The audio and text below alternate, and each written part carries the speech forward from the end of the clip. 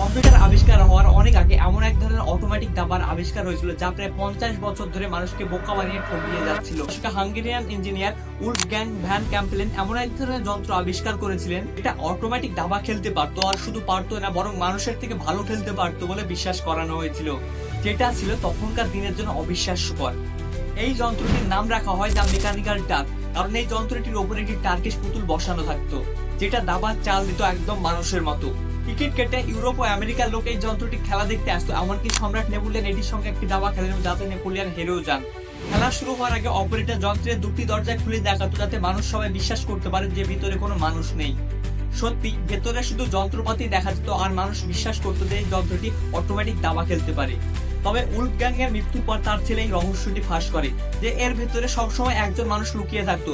যখন দর্শককে যন্ত্রটি দুই পাশে দরজায় দেখানো হতো তখন ভিতরে থাকা মানুষটি নিজেকে এমন ভাবে সরিয়ে নেয় যাতে দর্শক তাকে দেখতে না পায়, ফলে দর্শকরা বিশ্বাস করতো যে ভেতরে কেউ নেই।